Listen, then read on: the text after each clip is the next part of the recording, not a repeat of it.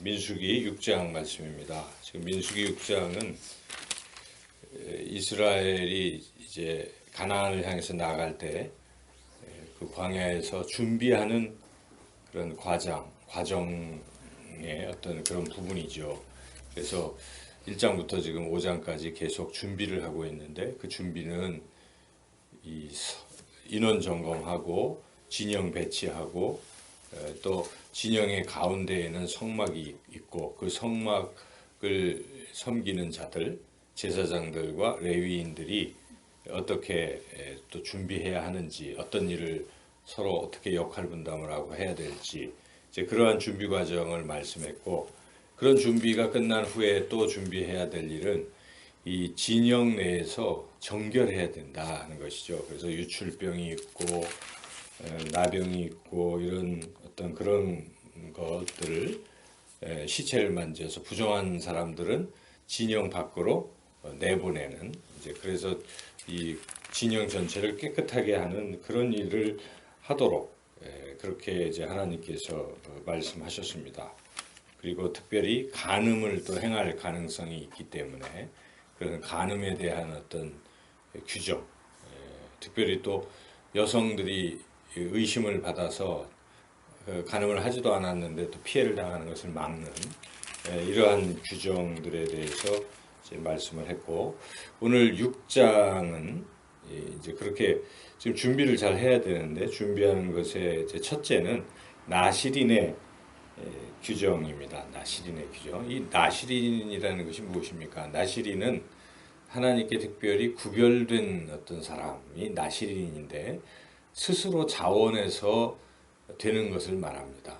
이 경우는 나실인은. 그래서 자기 스스로 내가 내 인생에서 뭔가 하나님께 좀 구별해서 나를 드리고 싶다, 이런 마음들이 이제 일어나잖아요. 백성들 중에서 다가 아니고 어떤 특정한 사람들이 나는 하나님께 받은 은혜가 커서 내 삶을 하나님께 드리고 싶습니다, 그런 헌신을 할 수가 있습니다. 천주교에서도 그 수사라는 게 있어요. 수녀, 수사, 이런 사람들은 그런 헌신을 하려고 또 평생 하는 사람들도 있고 그렇죠. 그와 같이 구약에도 어떤 그런 게 있습니다. 이렇게 자기를 헌신하려고 구별하는 이제 그런 사람들이 있을 때, 자기가 헌신한다고 해서 헌신할 수 있는 게 아니라는 것입니다. 오늘 말씀은 그러한 헌신을 하나님 앞에 이렇게 하는 절차가 있다는 거예요. 여기 말씀하는 것은. 그래서 헌신을 하고 싶은 사람은 나와 이렇게 제사장 앞에 나와서 이 의식을 진행하라, 이제 이런 얘기가 오늘 1절부터 8절까지 먼저 있고요. 그래서 이제 그 헌신의 내용은 세 가지입니다. 앞으로 내가 기간을 정해서 절대로 술을 마시지 않겠다. 둘째는 머리를 다 깎는 것이죠. 삭도로 머리를 다 밀겠다. 셋째는 시신을 절대로 만지지 않겠다. 이런 어떤 서원을 하는 겁니다. 그런데 그것에 대해서 이제 그런 절차를 밟는데, 혹시 자기가 서원한 기간 중에 이걸 깨뜨렸어요. 스스로. 나는 이렇게 하겠다 그러고 서원을 지키지 못했을 경우는 지금까지 하나님 앞에 내가 1년 동안 서원하겠다 하는 것이 다 무효가 되는 것입니다. 그리고 무효가 되면서 그냥 무효가 되는 게 아니라 그 무효가 된 시점부터 다시 출발해야 되기 때문에 처음 나실인으로서 그런 절차를 밟았던 것을 다시 하는 것이죠. 그래서 여기에 12절을 한번 읽어보겠습니다. 자기 몸을 구별하여 여호와께 드릴 날을 새로 정하고 1년 된 순양을 가져다가 속건제물로 드릴지니라. 자기의 몸을 구별할 때에 그의 몸을 더럽혔은즉 지나간 기간은 무효니라. 이렇게 철저한 것이죠. 뭔가 하나라도 어겨도 다시 처음부터 시작해야 되는 것이죠. 다시 제사장 앞에 가서 절차를 밟으라는 것입니다. 또 하나 또 엄격한 것은, 이제 나는 끝났다. 이 1년 동안 내가 서원을 다짐했는데 이제 끝났다 하면 자기 마음대로 끝내는 것도 아닌 것입니다. 끝을 내는 것도 역시 제사장 앞에 와서 하나님 앞에서 그것을 절차를 밟으라는 것이죠. 그래서 여기에 보면 이제 그게 다 끝날 때 13절부터 20절까지는 끝났을 때의 어떤 그 규정입니다. 자기가 서원을 다 마칠 때에 하는 그러한 규정이죠. 그래서 그것을 이제 13절부터 이렇게 쭉 말씀하고 있습니다. 그래서 그것이 이렇게 해서 이제 드디어 이 나시린이 자기 몸을 구별한 것을 지켰다 하고 하는 것이죠. 자, 이 말씀이 주는 의미가 무엇이겠습니까? 이 지금 진영을 다 준비하고 조직을 갖춰서 질서를 잡고 있는 것이죠. 그래서 그래야 이게 앞으로 가나안 땅으로 행군하는데도 이 조직이 전체가 공동체가 다 갈 수가 있는 것입니다. 그래서 그 안에서 더러운 것들도 제거하고 서로 피해를 입히는 음란한 행위도 막고 이렇게 다 한 것이죠. 그런데 또 이런 경우도 있다는 것입니다. 내가 하나님 앞에 헌신하겠습니다 하고 자원하는 이러한 사람들이 있을 때도 거기도 질서가 필요하다는 것이죠. 내가 헌신한다고 마음대로 하는 것도 아닙니다. 그래서 하나님 앞에서 제사장 앞에 나와서 절차를 밟고 그 기간이 끝났을 때도 끝난 것을 또 분명히 하고 이렇게 하라 하는 것입니다. 이것의 의미는 오늘날 우리가 헌신을 누가 하는 것입니까? 이 구약에서는 나시린만 헌신하는 사람들로 표현이 되지만 신약으로 넘어가면 예수님 믿고 은혜 받은 사람들은 다 헌신하는 사람이라고 성경은 분명히 말씀하시죠. 로마서 12장 1절 말씀 같이 한번 읽어보겠습니다. 이 로마서는 1장에서 8장, 9장 11장은 삽입된 것이고 1장에서 8장까지의 그 말씀의 내용은 너희가 구원받는 것은 너희의 행위가 아니고 예수 그리스도를 믿음으로 그의 피로 구원받았다 이런 말씀입니다. 그런데 구원받은 것으로 끝난 것인가? 그게 아니라는 것입니다. 그러므로 구원을 받았으니까 이제부터 어떻게 살라고 하는 것입니까? 그게 바로 로마서 12장 1절 거기서 시작되는 부분이죠. 1절을 같이 한번 읽어보겠습니다.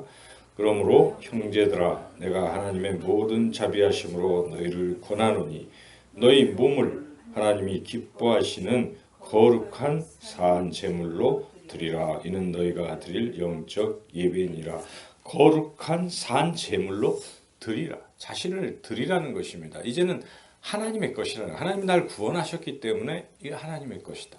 그래서 그걸 거룩하게 내가 살아가라는 것입니다. 거룩한 산 제물이라는 것은 지금 나시린이 그렇게 서운하는 게 무엇입니까? 나 술도 안 마시고 시체도 안 만지고 머리털 다 밀고 뭐 머리 자랑하는 것도 아니고 그게 무엇입니까? 하나님 앞에 이 기간만큼은 드리겠습니다. 온전히 헌신하겠습니다 하는 결단의 표현들인데 우리가 오늘날 예수님 믿는 사람들은 누구만 헌신하는 게 아니라는 것입니다. 예수님 믿고 구원받았으면 그 은혜에 감격해서 누구나 다 거룩하게 산제물로 드려서 날마다 우리의 삶이 거룩해져야 됩니다. 그 뒤에는 그 거룩한 산제물로 드리는 삶의 내용이 무엇인지를 16장까지 물론 15장까지 하고 16장은 인사말이지만 그렇게 또 자세히 표현되어 있지 않습니까? 그래서 우리가 신앙생활을 잘 이해해야 되는 것입니다. 예수님 믿고 구원받았다는 로마서 1장 8장으로 끝내는 게 아니잖아요. 12장부터도 있는 것입니다. 그래서 우리가 이 성도는 거룩한 부름받은 성도는 날마다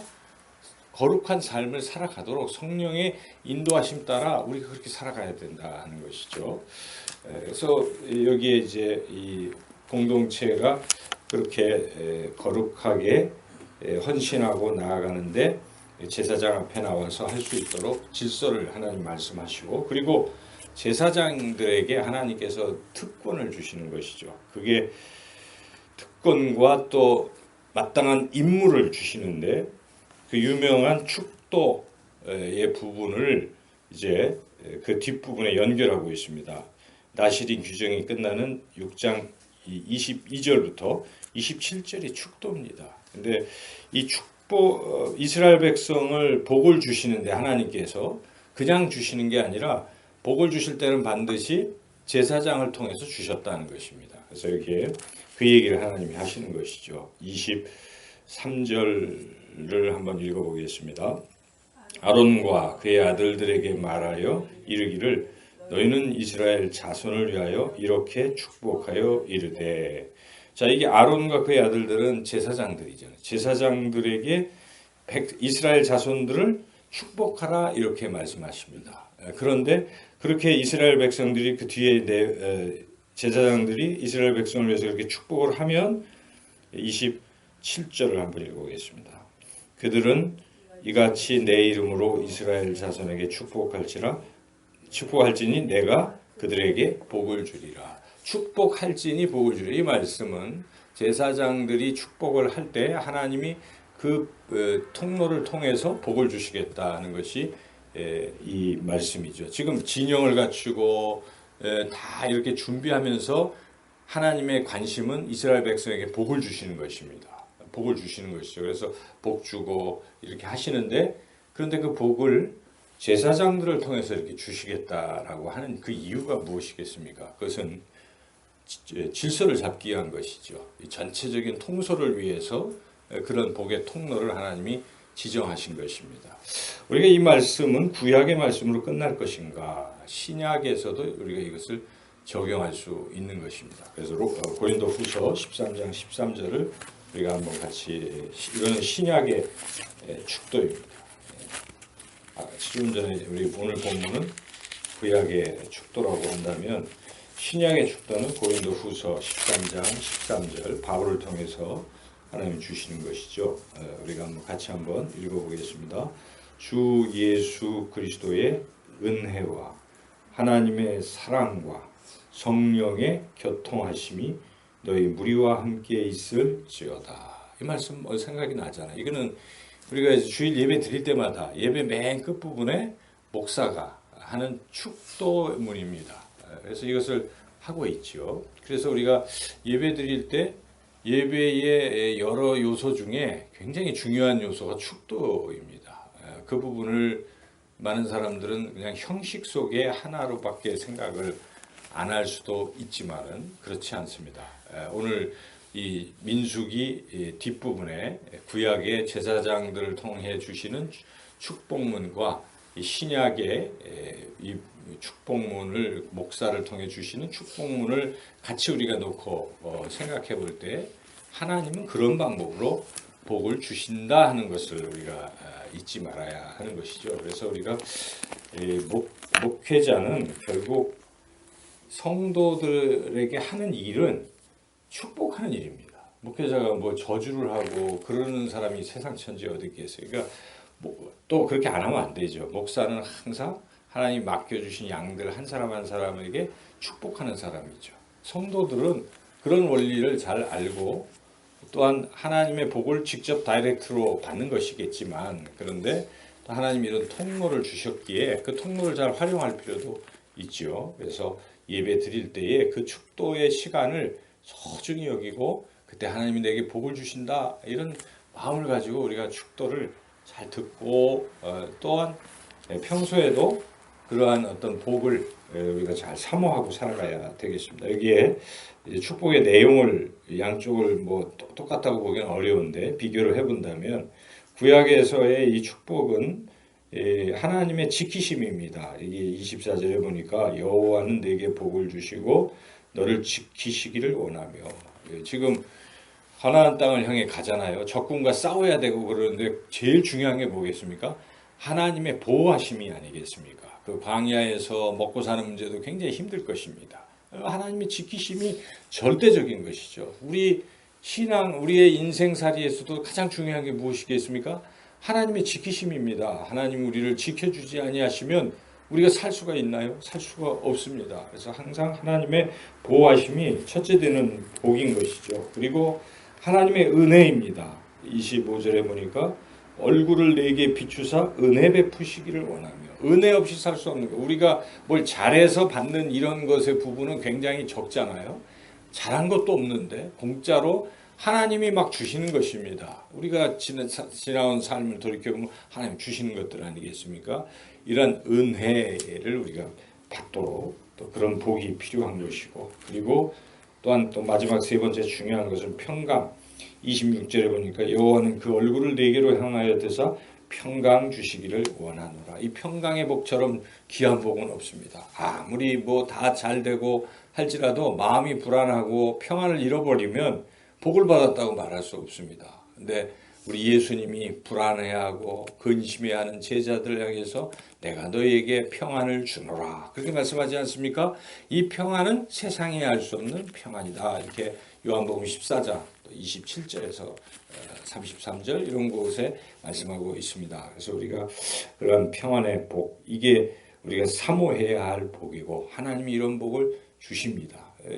이것이 이제 축도할 때는 세 가지로 구체적으로 삼위일체 하나님이 주시는 복으로 이제는 우리 주 예수 그리스도의 은혜와 그 은혜는 값없이 주신 은혜는 우리의 잘못을 용서하시는 가장 큰 게 그러한 은혜겠죠. 은혜와 또 하나님 아버지의 그 사랑, 독자 예수님도 아끼지 아니하고 아들도 주시는 그 모든 것을 주시는 그 사랑, 그 사랑과 그리고 날마다 성령님이 우리와 같이 교제하시고 교통하시고 우리를 인도하시고 위로하시고 평강 주시고 보호하시고 하는 성령의 교통하심. 이런 것들을 하나님이 늘 주시는 거예요. 그래서 우리가 그러한 복을 사모하고 복을 받아 누리는 저와 여러분 모두가 되시기를 주님의 이름으로 축원합니다.